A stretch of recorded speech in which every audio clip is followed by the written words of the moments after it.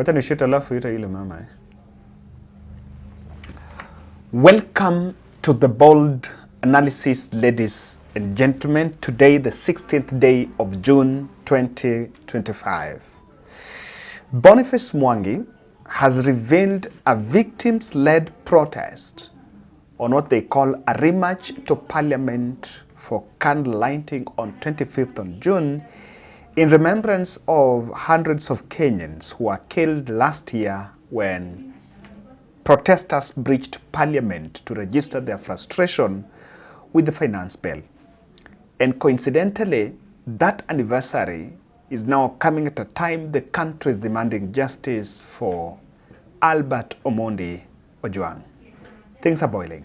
In this podcast, we demonstrate to you why Parliament's rematch on 25th June is already creating panic, looking at the coincidence with the Albert issue. Sometimes I think things do happen and you wonder why is it that coincidence? Before we get into that, kindly subscribe to our channel, click the notification bell and like our videos. Now, ladies and gentlemen, I want us to listen to this. We have a call to respond to. This lady here is known as Eunice. And if you remember, in the month of March, we helped Eunice when she was sick in the hospital. Last week, when I was in Shinyalu, I received a call from the son. And when I went there, their home in Alego, I established that indeed Eunice died. And she was buried sometime. They could not, the only person of contact I had was actually the mother's phone, Eunice's phone number. So this the young man who remained, and this was the son. But this is the call, and may God rest her soul in peace. We did our part. The son got stroke 2 days after the burial of the mother. And as you can see, I went and I found him there. He was left at home with their 2 siblings. Alizaliwa na watoto wawili, twins, ambao 5 years old walikuwa. But he got stroke, and as you can see, mali yako from kiuno moving downwards haifanyi. It is in my interest, and I believe and we pray that even as the mother goes down, this young man can rise on his feet and walk. He was informed too. If you can be able to take him to the hospital, the stroke is addressed, then we will help him go back to school. You never know, one day, maybe she could be the light of that home. We can do that in remembrance of the mother. I've talked to the doctor, which I'm told there are some tests needed to establish the cost of it, cardiology and neurologists. And I'm now sending a team today to go there to help rescue this boy. He's at home, aliachwa na wale watoto. In Luo Nyanza, there's that act known as inheritance, so the father is deep in that inheritance, and the father is not even there. He used to have, he had a father. So amebaki kwa boma peke yake, watoto wao wawili, and things are tough. So I'm sending my team to assess and take him to the hospital tomorrow. I have 2 requests. 1, let's also pray for this boy. At least amke. Number 2, God, we can do our part. Number 2, if it can be taken to the hospital, aweze tu kutibiwa. And if, I know in this channel we have specialists, when in daktari or you have referrals of the best hospital in Kisumu or Nairobi where he can be taken, please get, as we mobilize resources, as we do the challenge here to help this boy, whatever you get, so that tumpeleke hospitali kesho.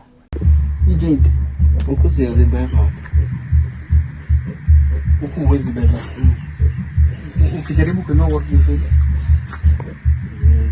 si alitaka. Si alitaka hata kwa.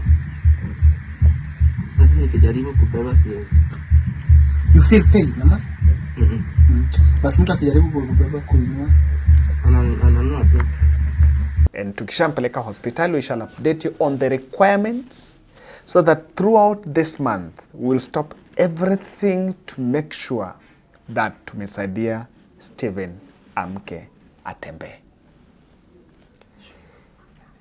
And pia akishatembea tutaona vile ambavyo tunaweza mrudisha shule. He was informed too. The rematch heading to parliament comes and is supposed to be led by parents. And without much ado, let's listen into Boniface Mwangi. Lazima wale ambao waliua vijana wetu washikwe, wastakiwe na wafungwe. Kwa sababu kushikwa sio mwisho wa safari na kustakiwa sio mwisho, lazima wafungwe waende jela. Na la pili, lazima familia wapate compensation. Wale ambao watu wao walikufa lazima wapate compensation from the government. Na wale ambao walipoteza mali yao pia walipwe. Na pia tunataka ukweli ya mambo yaliyotendeka wakati wa hiyo maandamano. Kuna watu walitumwa na wanasiasa wakuja waharibu mali, wakuja wapige watu, wakuja waibe, pia hao wastakiwe. Lazima ukweli ujulikane. Kama nchi hatuwezi songa mbele kabla tujaangalia yale yaliyotendeka mwaka uliopita. Mwaka huu itakuwa mwaka mmoja kutoka haya mambo ifanyike. Lazima tukue na commemoration ama makumbusho. Lazima Wakenya wote pale walipo wasimame. June 25th will be a national holiday because we must mourn our martyrs. We must mourn our shujaz. So the governments must know that June 25th is a holiday declared by Kenyans, but most importantly declared by the parents of our martyrs. And that's the reason we're here. We're here today to announce a public holiday on June 25th. Na hiyo siku hakuna kwenda kazi. Kama unaenda ukuje Nairobi tuende bunge. Na tuende kuvamia bunge. Tunaenda bunge kuweka flowers, tunaenda bunge kuweka picha za watoto wetu ambao waliuliwa. Tunaenda bunge kama makumbusho na tunaenda bunge kudai haki. Lazima haki itendeke. Serikali yetu kutoka mwaka uliopita wakati watoto wetu walikufa, serikali yetu haituruhusu kuandamana. Kuandamana ni haki ya kikatiba. Wale vijana waliokufa kama mama Kirinde amesema, mtoto alikuwa mdogo, alikuwa anaomba kitabu. Hapo kwa maandamano, pale alikuwa na maandamano, alikuwa pale mbali tofauti kabisa, lakini aliuliwa. Na baada ya watoto wetu kuuliwa, serikali ilipatia polisi pongezi kwa kuua watoto wetu. The President of the Republic of Kenya commended the police for killing our sons. In total, over 150 Kenyans have perished in the hands of security officers, according to different data from Kenya Human Rights Commission. And that is this is a startling data that Kenyans are saying that Ojang cannot be part of the statistics. And let me tell you something. Kuna damu inakuanga mzito. Yes, kuna damu ni mzito. And ya Ojang is proving to be that one. I think the fate conspired against this, those who are around this. In this story, you can see the way people are just just running up and down with all manner of lies. Oh, aligonga kichwa kwa wall. Oh, tulimpata unconscious. CCTV ndio inakuja.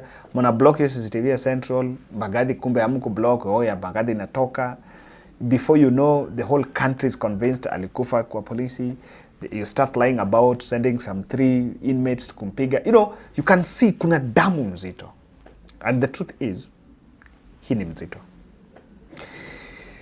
This comes, the state and the president's team are struggling to make sure that the country backs off from calls for Lagat resignation. And even as Sakaja moves around the country, telling the country about the compensation, Ojwang's father is holding his grounds that it is Lagat that must pave the way for investigations. Albert ndiye ambaye wamekuja kumchukua, na Sababu ya kuja kumchukua ni kwamba Albert alikuwa amepost matusi kwa mkubwa wao. Nilipouliza hapo kwa mara nyingine, nikaambiwa kwamba huyo kijana, kwa sababu ni agizo kutoka juu, wao wanaenda naye Nairobi, na la kufanya ni kwamba tujitayarishe kuja Nairobi kama tunataka kujua zaidi. Nimeona wengine wadogo, maafisa wa mapolisi wadogo wakiwekwa ndani, hata OCS akiwekwa ndani ni vizuri, lakini haijaridhisha. Mimi nimenena hapo awali kwamba hizo naona ni kama sarakasi. Sisi ni watu wazima na tunajua ukweli uko wapi na unalenga wapi. Sijaona ikiwa haki mtoto wangu ametendewa. Sijaona. Maana yule aliagiza akashikwa, aletwe, ndiyo vizuri aeleze. Na hii tuko katika giza. His death continues to spark outrage among Kenyans with a clarion call for justice. Justice for Albert Ojang and an end to police brutality. Ningeomba kama mzazi, ikiwa Wakenya pia wananisikia, huyu bwana Lagat angewekwa ndani. And this is what is making it. But there is some of us are wondering where everyone else is stepping aside, but the complainant, and it's not just an ordinary complainant who is second senior most in the police ranks, remains untouchable. But of course, we should not be shocked that that happens. Maraga has spoken about Ojang's death today. Express our condolences to the family of Ojang and those others who were abducted and murdered and have never been traced, and even those who were traced and eventually buried. So given what has just happened in the last 1 week, we want to say that there are a few things that we need to do as citizens and as people who love this country. It is now evident that the Director of Criminal Investigations, the Inspector General himself of the National Police Service, and the Deputy Inspector General, Mr. Lagat, are among and many other leaders blatantly lied on oath on the brutal killing of Albert Ojang. That contradicts quite a number of the statements that came from the police service. We were being told that Ojang hit his head against the wall, implying that he actually committed suicide, which is not true. President Ruto himself made a statement which was callous and very, very disrespectful to the people who, or to the family of Ojang. And he's also joining the voice of Ojang. So you can see what's happening. The June protest rematch to parliament that Boniface Mwangis are talking about is already causing jitters within the security ranks.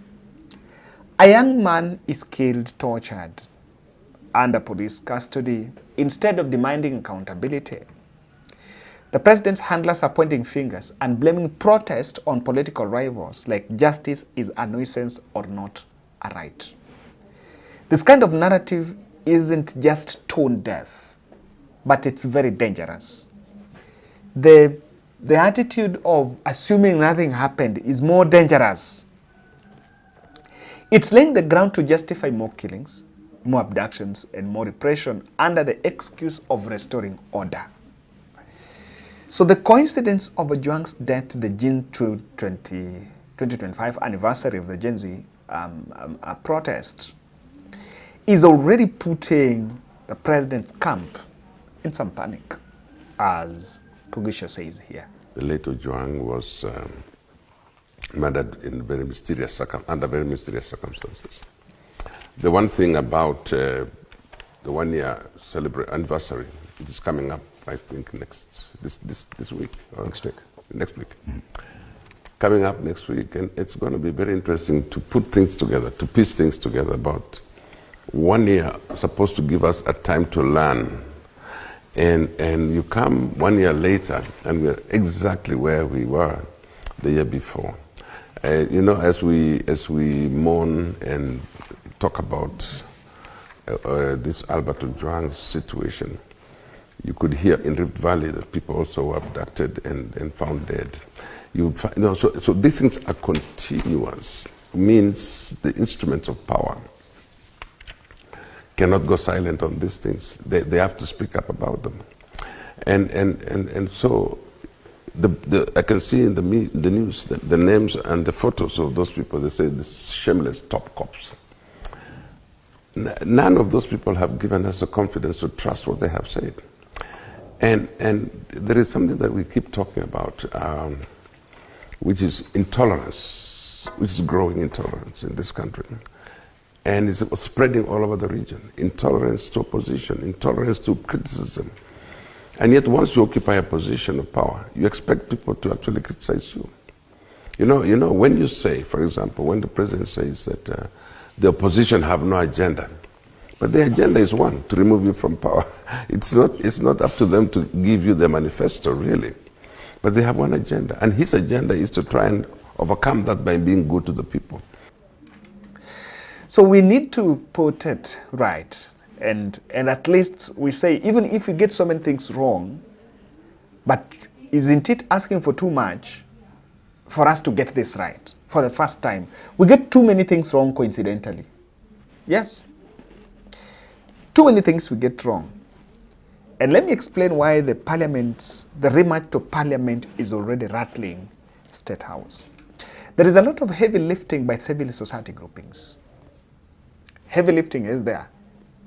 And when you see the likes of Boniface Mwangi talking, Boniface Mwangi is a very strong person in the civil society space. And if you check the analysis of the protest in 2024, it was highly also charged by the civil society groupings that were pushing for accountability questions on Ojang's death. And I believe that, and that is why, even despite of the state machinery and the whole team running the PR machinery around Ojang's family, someone is even saying that they are reaching out to Ojang's father to say he is forgiven Ojang's killers. Those are the kind of statements they're looking for, that we've been forgiven. In fact, the journalists were asking him yesterday, can you forgive Ojang's killers? And he said no. People are pushing whether he will bring it to finality of now receiving, land, plot, nini. Hizo vitu zenye Sakaja alikuwa anasema. And the gentleman, the old man is saying, well, look here, the money cannot replace my child, and he's very right. These things that Sakaja is saying, Baba, these things Ojang could still have done them for the parents. And it will be more joy. There is no joy of you are dead, and people who you believe have taken your son are the ones now coming telling you we want to do this and that. It doesn't really look good. And I think he's been so keen around these PR schemes. Do you know even the police bosses who are supposed to go to apologize to the family, they cannot go, they've not gone, they've not met Ojang's father. Kenya Kwanza abandoned justice cause after Gen Z killings. In fact, that is the greatest undoing. That after what happened, we abandoned justice. What we ought to have done is, even after looking like we want to defend the system, the police system, but we needed to at least show some empathy. If there are some instances where really there was excessive use of force, there's some instances they will want to justify brutality. But majority of those instances, there are some security officers that went to the extreme. And those ones needed to take individual responsibility for some of their actions. Now, that has not been done, and that is why when it's coming, the government doesn't have a defense mechanism. The only defense mechanism they have is protests is going to destroy people's properties, so we will deploy the police. Ojang's death offers raw anger to already angry population. Yes, Ojang's population offers raw anger, and already the population is very angry.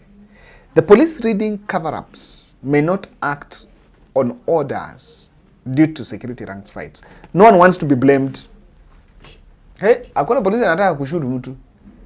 Unashutu mtu, kesho wende umeachwa. And in fact, what has happened on Talam's case is a very classical example on how that system works. The truth of the matter here is, if you cannot link Ojwang's death to the people alikosea, the other people you're giving us in the middle are cover-ups. And that is what the public then believes. So it's already sending a signal and a message to the public that if we are not, and the word is if you're not going to make the right decision on this matter, then even the police ranks will fear say they cannot act on those orders. Thank you, guys.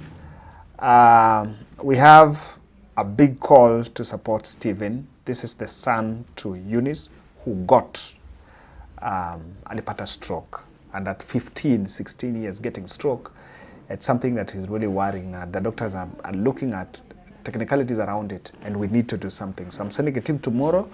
They'll give us a report so that aweze kupelekwa hospital. We start that process. In the meantime, you know someone, you know a hospital, you know a specialist, you know how we can go about this. You can also reach out and explain to me so that we can take that route. Thank you.